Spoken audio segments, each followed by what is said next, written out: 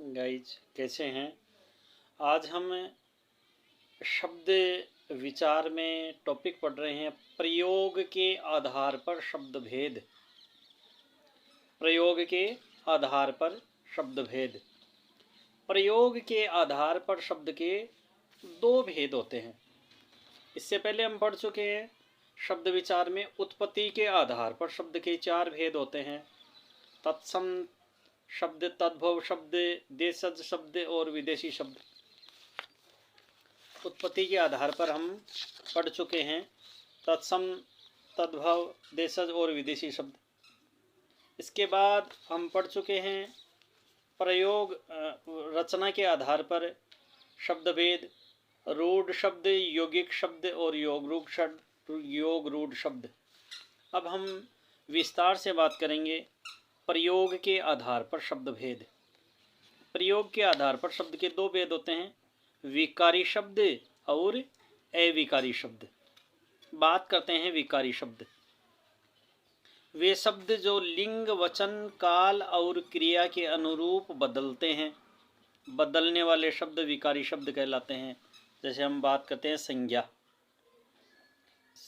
विकारी शब्द ऐसे शब्द जो लिंग, वचन, काल और क्रिया के अनुरूप बदलते हैं, विकारी शब्द कहलाते हैं।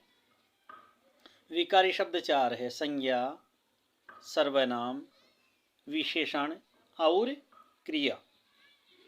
अब बात करते हैं अविकारी शब्द। अविकारी शब्द भी चार है। पहले बात करते हैं अविकारी शब्द किसे कहते हैं। वे शब्द जो लिंग, वचन, काल व क्रिया के अनुरूप बदलते हैं वे विकारी शब्द। अविकारी शब्द नहीं बदलते हैं, अविकारी शब्द बदलते हैं। विकारी शब्द नहीं बदलते, अविकारी शब्द। ध्यान दीजिए, वे शब्द जो लिंग, वचन, काल व क्रिया के अनुरूप नहीं बदलते, अविकारी शब्द कहलाते हैं। अविकारी शब्द चार है, क्रिया विशेषण, संबंध बोधक, समुच्चय बोधक, विस्मयादि बोधक। अविकारी शब्द को हम अव्यय के नाम से भी बोल सकते हैं। तो इस प्रकार क्रिया विशेषण अव्यय, संबंध बोधक अव्यय, समुच्चय बोधक अव्यय, विस्मयादि बोधक अव्यय। अब हम बात करते हैं क्रिया विशेषण के भेद। क्रिया विशेषण के भेद भी चार है। क्रिया विशेषण के भेद, रीतिवाचक क्रिया विशेषण, कालवाचक क्रिया विशेषण, स्थानवाचक क्रिया विशेषण और परिमाणवाचक क्रिया विशेषण। गाइज, ये हमारा टॉपिक था जिसमें हमने पढ़ा प्रयोग के आधार पर शब्द भेद।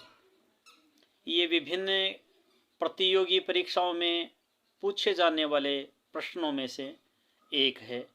आशा है आपको अच्छे तरीके से समझ में आ गया होगा। मुझे कमेंट करके अवश्य बताएं। धन्यवाद। वंदे मातरम।